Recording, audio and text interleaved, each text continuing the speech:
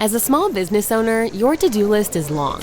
The Knot makes advertising easy and connects you with the right couples at the right time. Visit vendors.thenot.com/podcast for 15% off your first month with code podcast15.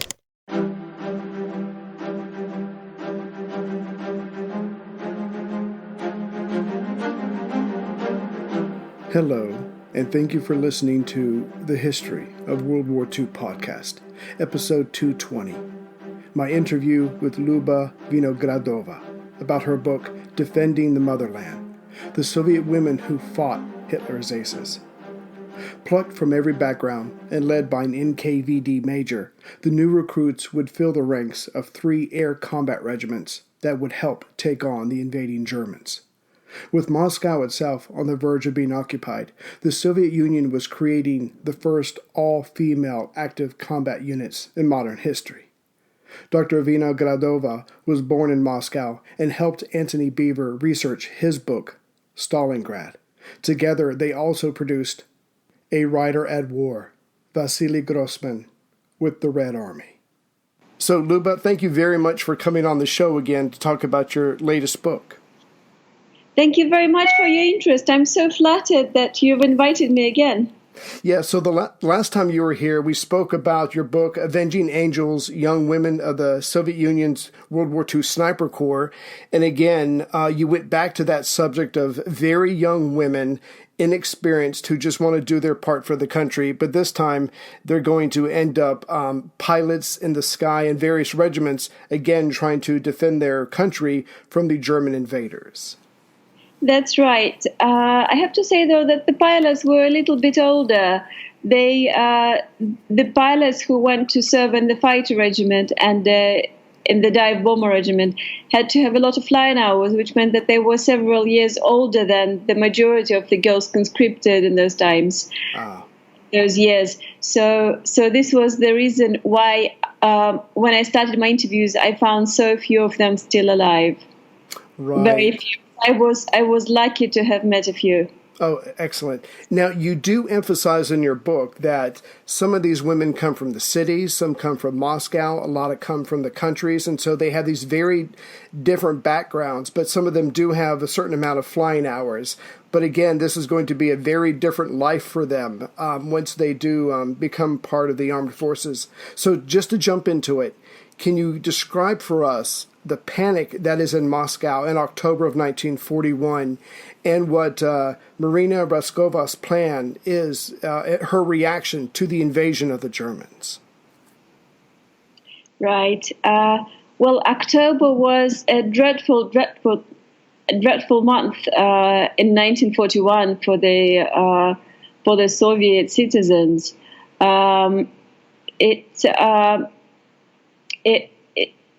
It was the time when the German advance reached its climax, and in fact, from June, the German advance had never stopped. Practically, they were going on and on and on, moving really fast. Right. And by mid-October, they had reached Moscow. So a lot of people thought that this was it, that the war was lost. Can you imagine that on the 16th October, a group of German motorcyclists were actually inside Moscow. They made it to the Leningrad highway, to the northern outskirts of Moscow. Of course, they were very quickly killed. It was a very small force, but the Germans were at the gate of Moscow. And it all happened so quickly that no measures had been taken to evacuate the industry, leave alone the citizens, the people in Moscow. Mm-hmm. So in mid-October, a colossal exodus of people started from Moscow. People were running away. Of course, needless to say, those who had the means to run away, i.e. vehicles, which were very, very few, the access was very limited. So the big bosses basically had access to vehicles, and the big bosses, the party bosses, were fleeing. The highways were completely jammed with trucks and cars and carts, people walking on foot. simple people felt very much betrayed. They realized on the 17th October, that there was no more authority. So they were looting, people were looting the shops in Moscow. People were flying into fits of fury in those highways, turning over, and these, cars that were loaded to the roof with the belongings of Vetrov people, beating these bosses that were fleeing, abandoning everybody. There was a colossal panic for a couple of days, and then they managed to get it all back under control. And despite the rumors, Stalin had never left Moscow. He stayed there. Mm-hmm. But I guess Marina Raskova, if you can introduce us to her, what was her plan to deal with the German invasion? She was a very famous person, a great celebrity, as we say nowadays, a very famous person in the country. She was in her late 20s, but the whole country knew her. Her portraits had been in all the newspapers. Many people, many women especially, had her portraits on the wall in their homes. She was a national icon, an idol, famous aviator. And she decided, she was receiving lots of letters from female aviators from the beginning of the war. And she decided to go with these letters straight to Stalin, because she knew him personally, and he was very much also an admirer of hers, of her great adventures as an aviator. So as we know, not from documents but from memoirs, mm-hmm. She went straight to Stalin, and he permitted her to set up a female aviation regiment. But as she started reviewing the applications, she realized that she would have a lot more people than was needed for one regiment. So in fact, she set up 3. That's amazing. I'm sorry, go ahead. Sorry. And they did start, it happened so that they started the training exactly in mid-October, on those days when probably nobody else in Moscow was thinking about anybody else but the disaster that seemed imminent. Good for her. So how did she become famous? Could you tell us about the flight of the Motherland? She trained as a navigator, and I think she was probably the first female navigator in the country. Navigators were very few. In fact, only a few years before Motherland was constructed, did they start making the aircraft that needed navigators at all. It was a very new industry. It was a very new profession. So she trained as a navigator, and because she was also a party member, because also, as we know, she was part of the secret police, the NKVD, she started making extremely fast career as a navigator, to the point that she was selected as a crew. She was selected as the navigator for an all-women crew for this huge silver Tupolev NT-37 aircraft, on which really famous aviators, Polina Osipenko and Valentina Grizadubova, planned to cross all of the Soviet Union, almost all of it, from Moscow to the Komsomolsk on Amur, almost by the Pacific coast, a colossal flight, 6,000 kilometers. She was either selected by them, or according to later rumors, she was forced on them, despite not being a very experienced navigator. And this record-setting flight did not go terribly well due to the weather conditions. Once they crossed the Ural Mountains, because it was late September and really unpredictable weather, the plane started to ice over. And at some stage, there was no other solution but for the navigator to jump with the parachute. So Raskova jumped in the Tiger and the rest of the crew landed the plane, not very far from her, but of course she had to find them, and she spent several days, I don't remember how many, a week probably, wandering in this colossal forest in the cold, looking for them. When they found her, when she was found, she was extremely thin. She was exhausted. She was very proud, so she refused to be carried. And triumphantly, they arrived several days later back in Moscow, and the whole country was in raptures. Was delighted that she was alive. Was delighted by this record-setting flight, because they did set the record after all, even though they only flew half the distance. So since then, probably she was indeed a national hero. It's an amazing story. So as you were saying earlier, she's going to want to create a regiment, but she has so many volunteers that obviously she's going to have 3 regiments. So she's not going to be the only one of the story. Can you introduce us to another person that I found very fascinating, Masha Dolina? When the first time that you mentioned her in your book, I just found her to be a very interesting character. She was very interesting. She was one of those people who are always moving forward, fearless people, strong people. Like many, in fact, very many of these female aviators.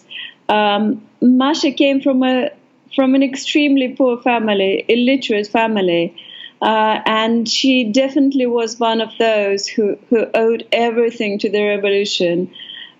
She got a chance to study, and to her, this extremely modern, extremely popular profession, aviation, was a huge social lift. Suddenly, she discovered that she can have quite a special status in the society. She. By the time the war started, Masha became an instructor at the flying club, which was a very very desirable position. Okay, so these women are coming together, a lot of them, and you make this very clear in your book about it was important for them to say that they were volunteering, and so a lot of them do step up, they volunteer, and they go to Ingalls. I'm probably saying that wrong, but they go to a place called Ingalls in November for their training. Can you give us an idea of what they went through in order to become military pilots? Sure. Let me just quickly explain about volunteers and non-volunteers. Please. All the pilots had volunteered, but of course each aviation regiment, and Raskova had decided that they were going to be all female regiments, that no male crews, no male mechanics will be working there. So all the mechanics, all the armorers had to be also young women, and those they had to look for. Those were not, it was not a typical profession before the war, female aviation mechanic. So for that, to find these people, they went to universities, for example, they went to colleges, and they announced that they needed volunteers to fill in these positions, So as one of them said to me, she did volunteer, but she was a little bit pushed to do that, if you know what I mean. Somehow she felt that she could not refuse. And then, of course, when they were filling up the papers, they were reminded again that they had to write that they had volunteered.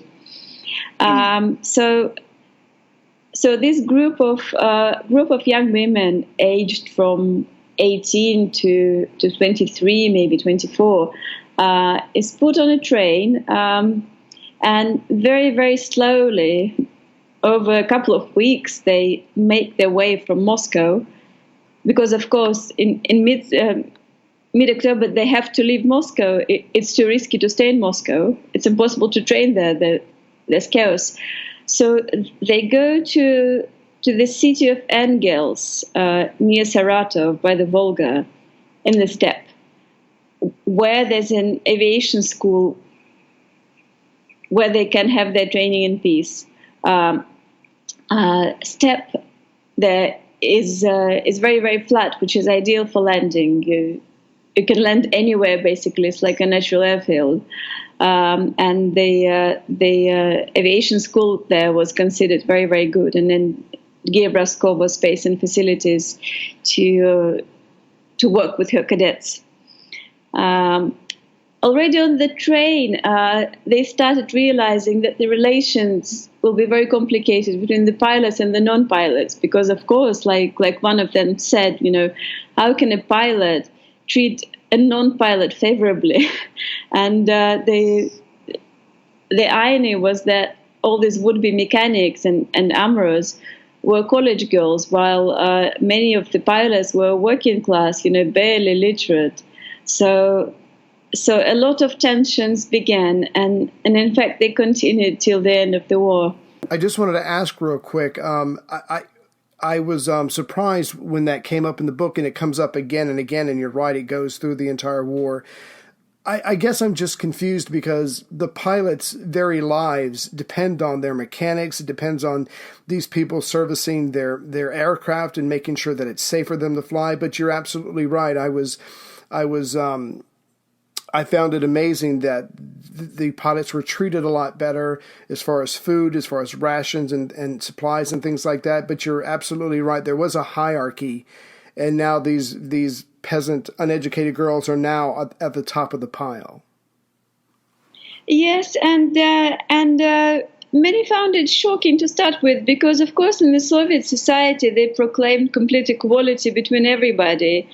And now, of course, they found themselves in the position of either soldiers or officers, which in the Soviet army they were worlds apart, and all the pilots were officers, and the mechanics never rose above corporal, for example.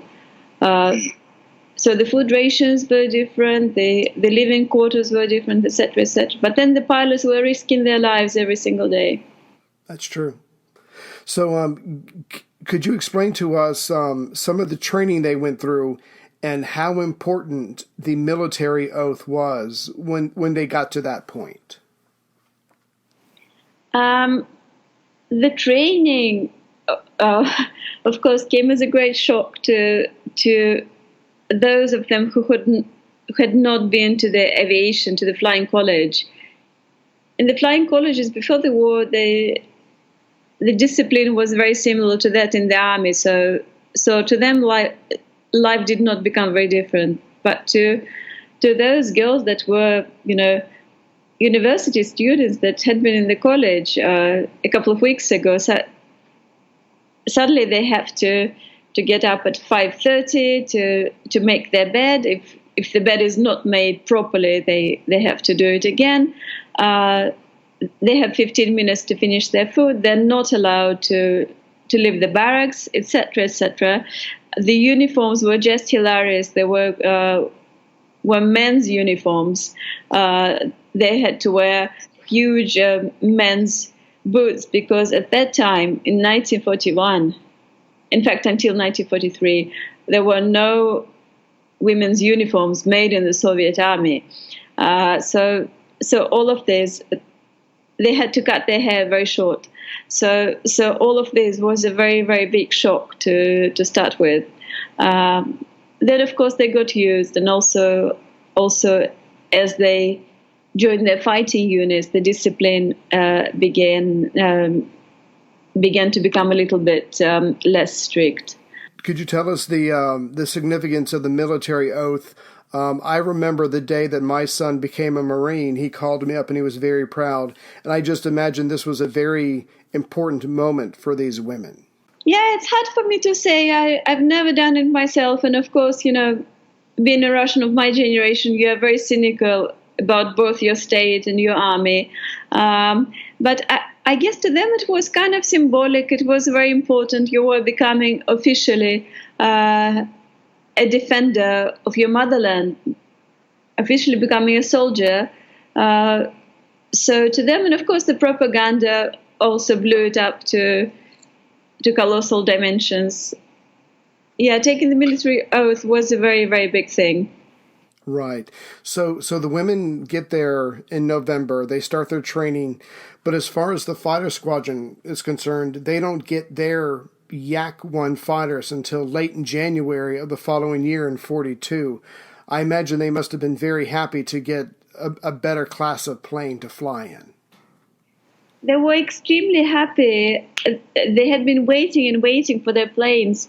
And of course, the fighters were a completely different group of pilots, very different from everybody else. There were most of them, or I think even all of them, there were sports pilots, very skilled sports pilots, instructors from flying clubs, for example, participants in air shows. So to them, to have to wait for the planes to be completely inactive for months and months was a great humiliation, in fact, because they were one of the best Soviet pilots of the time. So when finally they arrived, and they were very pretty as well, they were white. It was winter, so they were painted white, and they were on skis, not on wheels. And everybody was absolutely delighted. They were so happy.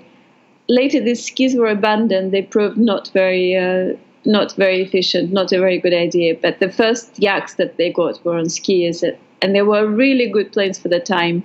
They were very happy. Okay, so the fighter pilots get their fighters, the heavy bombers get their bombers finally, the PE-2, and as before they head into battle, there seems to be rumors going around the second half of 1941 and the first half of 1942, stories about Soviet pilots ramming into German planes, either on purpose or accident because they were panicked. But at the time, it seems like the Germans were pretty much winning the air battles. I guess maybe dealing with either pilots who did not have all the experience or their planes were inferior. Both of that. In many aspects, Soviet Union was not ready for that war, and the Air Force was definitely one of the very weak sides. So all through the war, they kept modifying the planes. Throughout the war, they kept building up the numbers. All through the war, the pilots were improving their techniques, learning from the enemy also. At the start of the war, it was a complete disaster. The planes were obsolete. The pilots could not handle the dogfights. Many people got shot down in on their very first mission. And of course, that's a chain reaction. It creates a great fear. It creates, complete loss of confidence. Yes, it was really disastrous. And even these famous sports pilots, female sports pilots, like Lera Khomykova, like Raisa Belaeva, who joined the fighter regiment formed by Raskova, when they found themselves in a front unit, they discovered that they did not possess the techniques of dogfights. They had to learn. Those that survived the first battles had to learn on the job. Wow, that's incredible. So the fighters have been training. They finally get their planes, and they are being told that they're going to go to Moscow.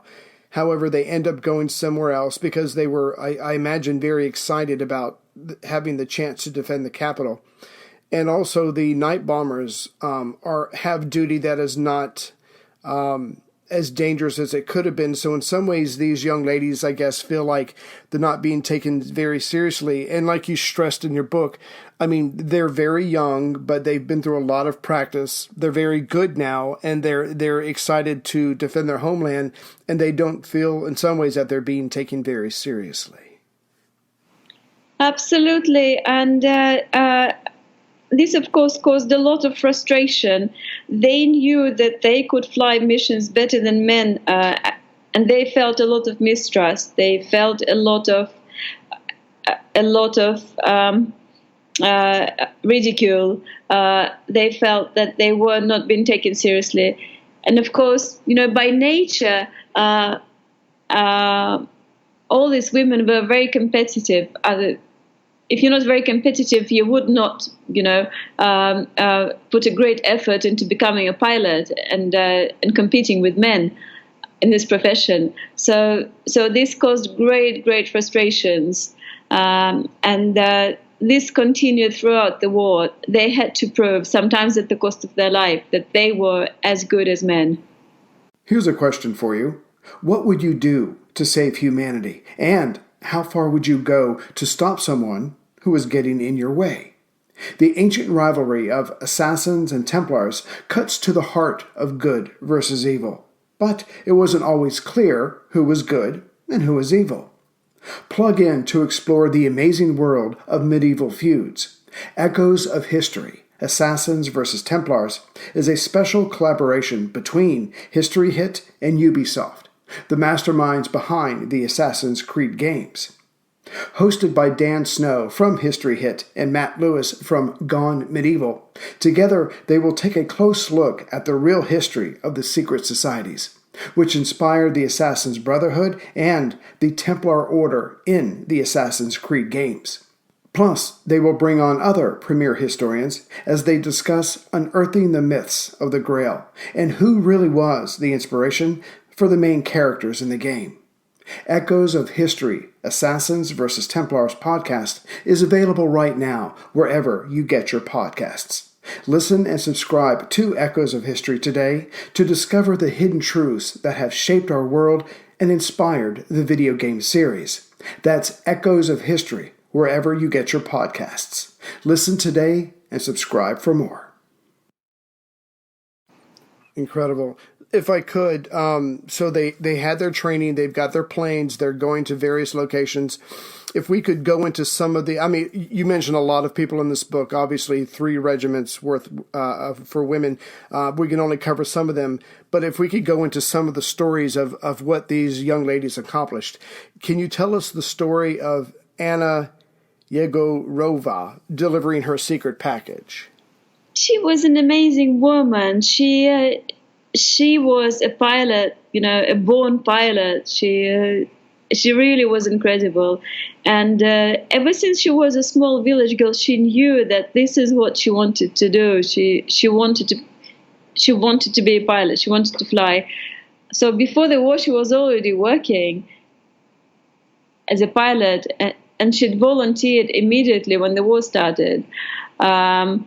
She did not know anything about Roscoe. She only heard about Roscoe much later in the war. She was flying in a so-called liaison aircraft, providing communications for her unit. And she was with the fighting unit from the very start of the war. She was part of this colossal disastrous retreat with the Southern Front. She was one of those that couldn't look the civilians in the eye, that felt terribly guilty, although it wasn't really her fault that they were retreating and abandoning them. But she felt extremely guilty. She saw an orphan boy in one of the villages and had a impulse to take them with her, to at least not to leave this boy, to the Germans, not to abandon the kid. And then the male pilots who were together with her said, "But do you know if you'll be alive tomorrow? How can we be responsible for anybody?" So the day came when she was ordered to take a secret packet, a secret letter to the headquarters.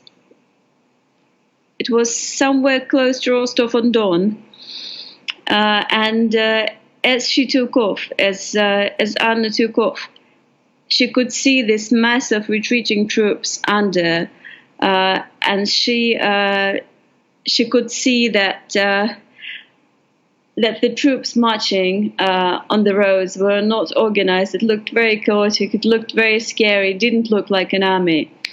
And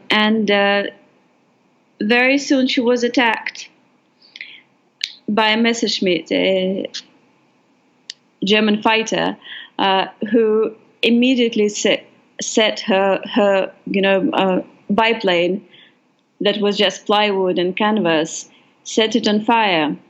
So she crash landed and ran to the bush, to the wood to hide, and the fighter pilot continued firing on her. So she finds herself. She's in her early 20s. She finds herself in a forest with terrible burns. Her hands are burned, her face is burned. Suddenly she looks around her and sees that it's a beautiful day. It's springtime. The forest is coming back to life. It's so beautiful. And suddenly she thinks, what if I survive? What if I survive in this war? I so want to have a big family. And then slowly she starts making her way to the road. It's painful to walk. She's in pain. She's burned. She makes it to the road. She still has to deliver the secret packet. She still has it on her. After all that she's been through, after crashing in the burning aircraft, she has to somehow deliver the packet. And she tries to stop cars on the road. And the cars are the bosses, the commanders, fleeing in front of their troops, fleeing the Germans. And finally she realizes that she has to stand in the road to make one of the cars stop. And the car stops. Some officers, jump out and twist her burnt arms behind her back because she's been, she's behaving in an aggressive manner towards the high commander who's in the car. She does not let him pass, and she manages to explain that she's got this secret package, and everybody is supposed to help her, to assist her. And the general who's in the car becomes quite apologetic and says, okay, girl, don't cry, or tears will make your face smart even more. The burns on your face, they'll smart even more. And they give her a lift to the headquarters. And after that, in the hospital, recovering from the burns and injuries, she realizes that she can no longer fly this small plane who doesn't have any weapons in it, that she wants to take her revenge, that she can't stand it anymore. She no longer can stand being completely defenseless. She realizes that what she wants to fly is the attack aircraft, the Il-2. She really wants to take back her own. Hello everyone, Ray here. What do the Holy Grail, Nefertiti's tomb, and Michael Rockefeller have in common? They're gone. But what happened? Where did they go? Well, I'm finding out, and you can too, by listening to a new mystery podcast called Gone. If you're a fan of the History of World War II podcast, you probably love mysteries, and this podcast is full of them. The hosts of Gone examine historic disappearances and the theories these disappearances have spawned. If it disappeared, they're looking. The hosts dive deep into the past as they explore the stories behind everything that vanished throughout history. Each episode analyzes in-depth research to figure out what happened to these missing people, places, and items. You can check out episodes on The Amber Room, D.B. Cooper, and what happened to Oliver Cromwell's head now. And with a new episode coming out every other Monday, you can expect episodes on Hemingway's lost manuscripts, Blackbeard's treasure, and many more. So please visit Apple Podcasts, TuneIn, Spotify, Google Play, or wherever you listen to podcasts and search for Gone. Again, that's Gone, or visit parcast.com/gone to start listening now. That's Parcast, PARCAST.com/gone to listen now. Could you tell us about how Stalin gets involved with the air battles over Stalingrad? The Germans have pushed. They're trying to take over. It's not going well for the Soviet pilots, but Stalin wants everybody involved, and that includes the 586 Fighter Regiment that is told to participate in defending Stalingrad. It's not exactly right. What happened to the 585 Regiment? They were ordered to send one wing. It's one wing, yeah, eight aircraft with crews. It's called one wing squadron, one air squadron. They were told to send 1/3, in fact, of the regiment, an air squadron, to fight on the Stalingrad front. And later in the memoirs, people wrote that this was because they were such good pilots, etc. They were needed on the Stalingrad front. This is not really true. They might have been very good pilots, but they didn't have combat experience. The thing was that so many aircraft had been shot down. The regiments defending Stalingrad had lost so many people, so many pilots, and so many planes, that they were just completely desperate. So the commanders didn't have any choice but to transfer available pilots with their aircraft to the Stalingrad front, and the 8 pilots were separated and placed in 2 different male regiments. Soon they discovered that their planes, that their yaks were more important to the regiments than they were themselves, which was a very big disappointment. So again, these women are finding out that male chauvinism does exist, no matter what the Soviet state says, and so they're being pulled over because they're being used in that way because they're planes, not because of themselves. And like you were saying in your book, they just really wanted a chance to prove that they could do as well as any men, if not better, and help defend their country. And they do start getting some successes. I'm sure I'm going to butcher the name, but could you tell us the story of Lyuba Vinogradova, who gets her first German bomber? That's right. Yes, she was bitterly disappointed because she was not posted to Stalingrad. Instead, they were sent to the anti-aircraft defense of Saratov, which was at the time, in the very area, quite far from the front.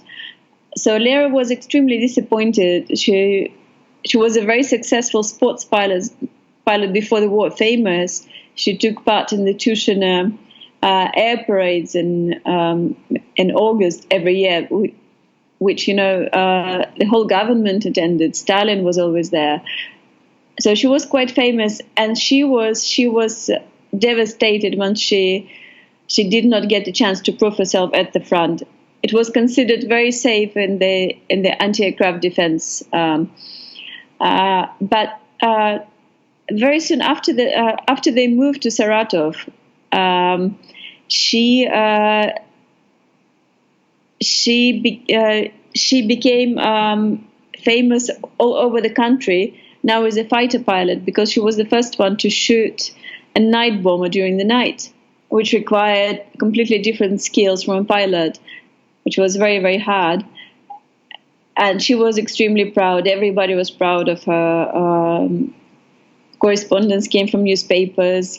She wrote to somebody in a letter that for the first time, since Raskova had set up the regiments, they were served a decent lunch. And she was even invited to to Moscow to receive a decoration from the chairman of the Soviet of Ministers, Kalinin. And then she came back to the regiment, and then very soon she crashed at night because she got confused. She mistook the lights for something else. She crashed. It was a very senseless, very unfortunate death. Later, it was said that they did not, after all, possess sufficient skills of sufficient training of night flying. Okay, so November 42. I'm assuming that things in Stalingrad are slowly turning around. The Night Witches are able to help participate by bombing fuel tanks. From what you're saying, I think they would rather take on the German pilots, even though this is not as exciting. Even though bombing fuel tanks is not as exciting, it is helping participate in the victory over Germany.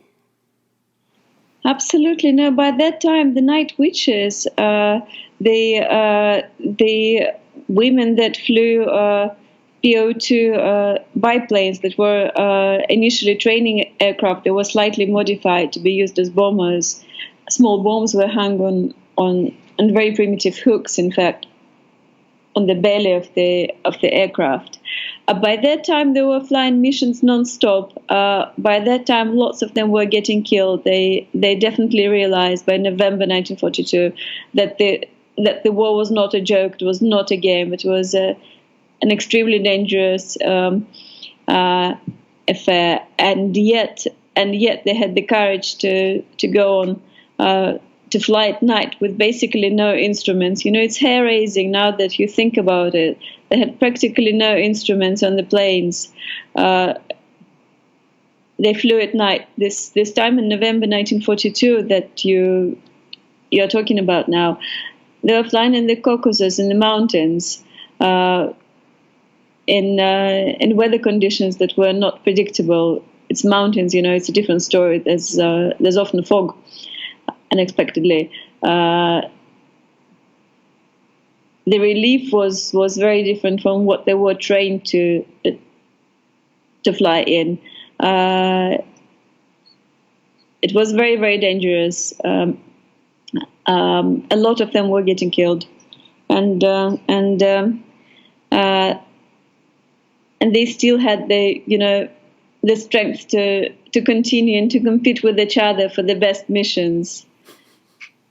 Yeah, my only explanation is that they were completely fearless because they were so young, as several of them had said to me in the interviews.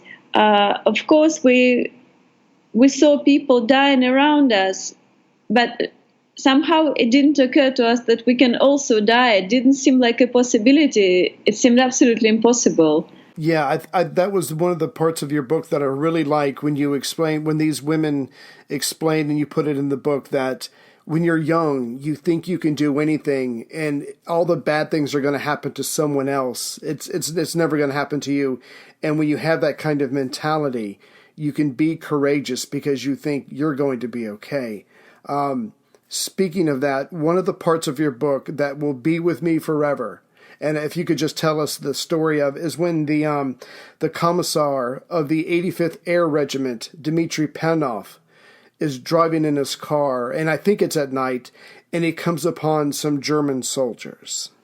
It was a scene. It was an absolutely dreadful, morose, terrifying scene that, in fact, was not uncommon for soldiers at Stalingrad. So Panov was driving at night in a truck with a couple of other people, and they are on their guard because they know that there are some individual groups of Germans here that are trying to get out of the encirclement. We're talking about the 6th German army that's encircled there near Stalingrad and in Stalingrad. So they're driving. It's night. suddenly they think they see a group of people, and somebody says, as they come closer, somebody says Germans, and they stop. And seconds pass, very long seconds. They're ready to open fire. It starts to dawn on them that something is wrong here. Two people from the group start crawling towards these figures that are motionless. Suddenly somebody says they're dead, they're frozen to death. So that was, I know it sounds terrible, it sounds absolutely terrible, but that was a very common practical joke at the time. They were putting the frozen corpses upright, making compositions, making groups from them, making some funny scenes with them. I have to say that these German corpses were often stripped of their boots, for example, because both the boots and their greatcoats were quite an important commodity during that winter in Stalingrad. So often they were naked or half naked, which added even more aura to those scenes. It's not uncommon. I've read about this in other sources as well. Yeah, that was just a very eerie part of your book that will just stay with me for a very long time, the way they just came upon them. So you have these young ladies, they're finally getting their chance, they're able to take on the Germans directly, and of course the Germans have a lot more experience. They have maybe not superior planes, but they certainly have the best that Germany can produce. And so a lot of these pilots, like you were saying, they were going on several sorties every day. And when you just keep going back into war, eventually bad things are going to happen. So there's just a couple of the main characters I'd like to cover. If we could talk about their deaths. Could you describe for us the death of the hero that started all of this, Marina Raskova?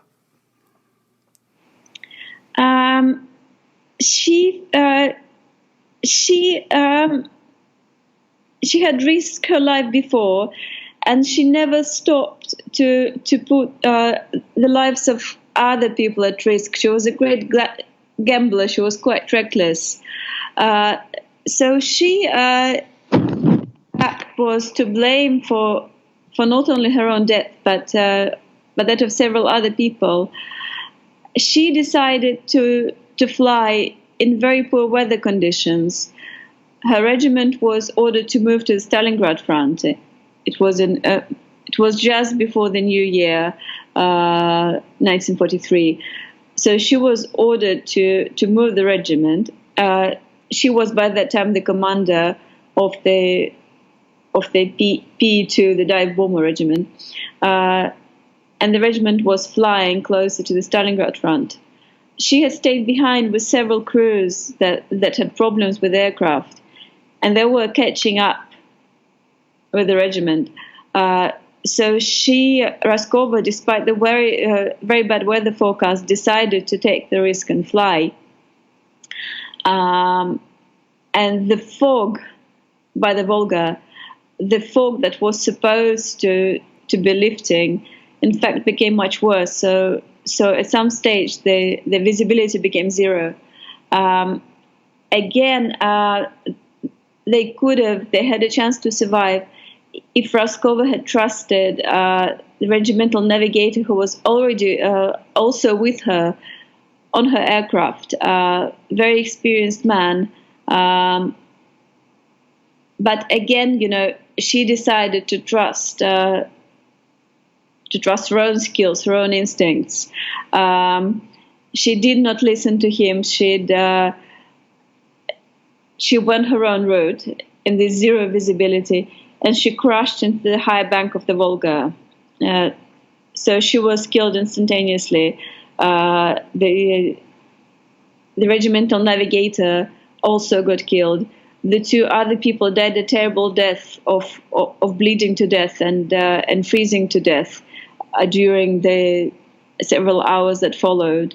The two crews that were flying with her, together with her, the pilots were a lot more experienced than Raskova. They managed to crash land and survive. She died, and of course she was lamented by everybody. She was such an idol. She was, when I interviewed the veterans 70 years after, they still only wanted to talk about Raskova and what a great thing she did for them. How lucky they had been to have been with her in the war. She inspired them. They'd repeat her phrase to me: "We can do anything. There's nothing we cannot do. We can manage any task." And even I was inspired after leaving their homes, 70 years later, knowing that Raskova was such a complex character, good and bad, a mixture. Even I kept feeling inspired by her words. She had a great charisma. Yeah, I just imagine, like you were saying earlier, she was just a hero to so many women that it must have been devastating for all those people to lose her.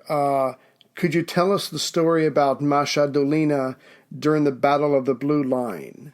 Masha had been flying for quite a while. She'd gained quite a lot of experience by that time.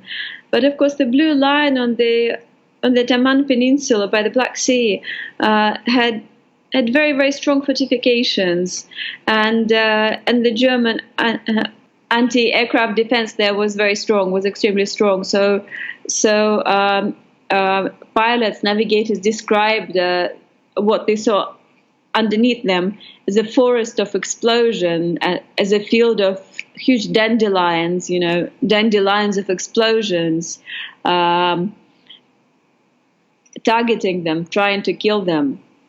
So on the day when Masha Dolina's plane got hit, she was on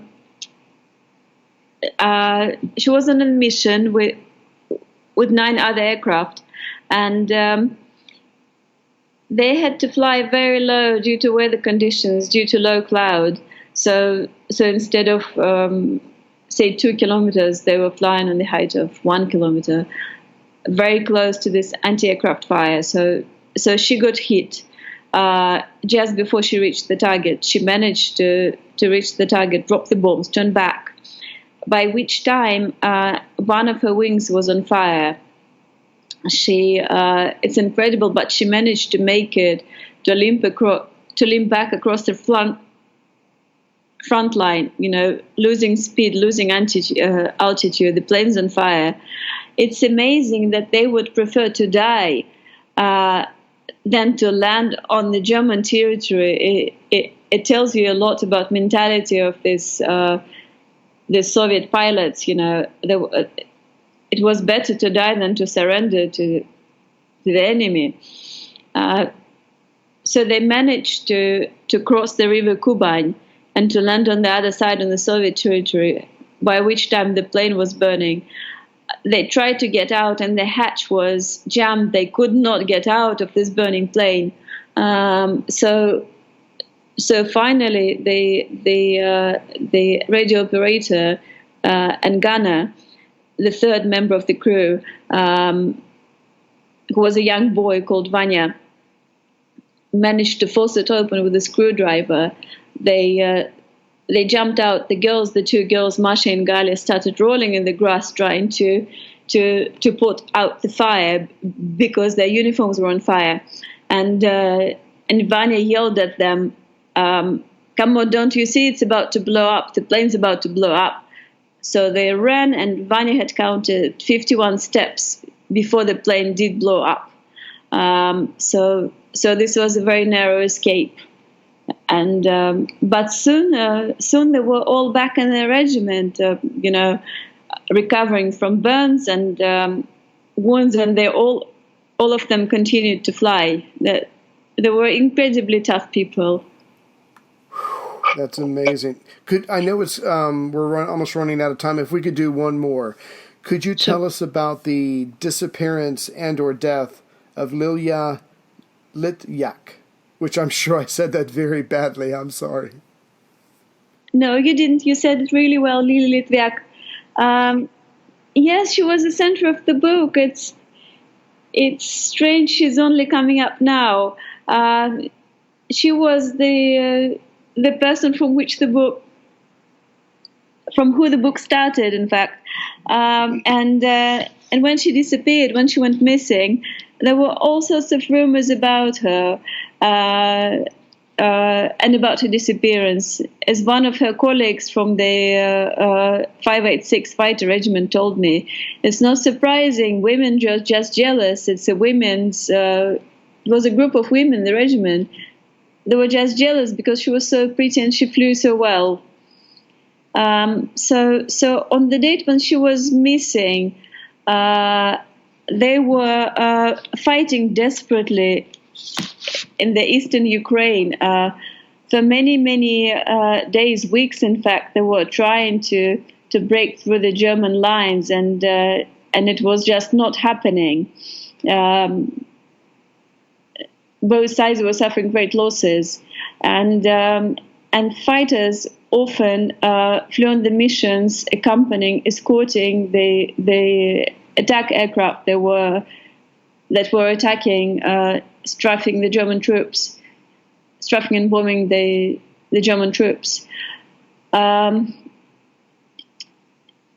to her wingman, Alexander Yevdokimov, who later took part in searching for her aircraft, Litviak was shot down.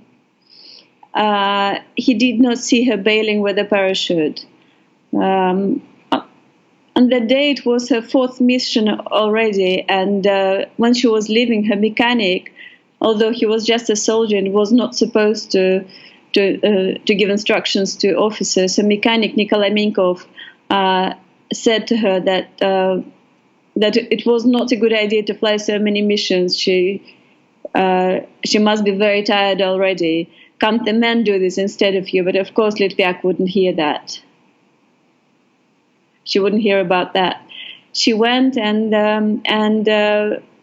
when the group came back from the mission, Minkov saw that his aircraft, his pilot, did not come back.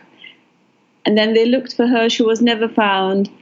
There were rumors that she had surrendered, that she had defected to the Germans. The family was not getting a pension. The brother had to change his surname because he was feeling embarrassed. It's such a sad story. Such a sad story. Nobody knows exactly how the rumor started. I've heard different versions, but this is extremely sad. I'm sure she did die on that day. She died on that day. It's not surprising that the aircraft, the body was never found. It was hell on earth. The front line kept moving in both directions the whole time. Who would care to look for a body of a pilot? She did die on the day. She was 21. She still remains the most successful female fighter pilot in history. She had 12 kills at least to her name. That's incredible. And I guess because they couldn't find the body, the state could not be sure that she wasn't captured, and so no pension for the family. That's just another very tough thing to go through and a very tough time for all of these people. It's not just that. No, a lot of aviators were going missing, of course, in that hell. How would they find the aircraft and the bodies? No, somebody had deliberately slandered her name. Why, we're not sure. I wrote about several versions in my book. I believe one of them. It's very, very sad. So I have to tell you, this book and your previous book about the snipers, I've been sharing, I know this is going to sound strange, but I've been sharing the stories with my daughters just because I want them to have a very strong sense that women can do anything they want. They can do anything that men can do. They can be very tough. And so I just was wondering, after you did all the research and you traveled around and you spoke to these women, the ones that were still alive, I'm just trying to get a sense of what impression did you have of all these ladies after you finished talking to them and researching them? Well, just like you, I was very inspired by them. I was proud of them in their late 80s and their 90s. They were still active. They were achieving a lot. They never complained. Special people, tough people. And of course, you learn very much from them. You acquire a little bit of their strength. Of course, they're not ordinary people. One cannot, really try and be like them. They're just made of different material. But I was extremely proud of them. One of them that unfortunately started after Lilia's death, i.e., under the end of this book. So I wrote a little bit, included a little bit about her in my book on snipers, Yelena Malutina. She lived to be 98 years old, and every visit, every conversation was absolutely precious. It's such a source of. She was such a source of strength and optimism and wisdom. They were truly special people. I was extremely privileged to have known them. And it feels very strange now because everybody is gone. Oh, that's so sad. Lyuba, again, thank you very much for this book and for spending some time with us to talk about it. The book is Defending the Motherland, The Soviet Women Who Fought Hitler's Aces. You can find it anywhere books are at. Thank you very much, Lyuba, for being on. And when you write your next book, which I'm sure you're probably going to be doing soon, we'd love to have you come back on the show. Thank you so much, Ray. It was great talking to you. Okay, thank you very much and take care. Thank you, you too.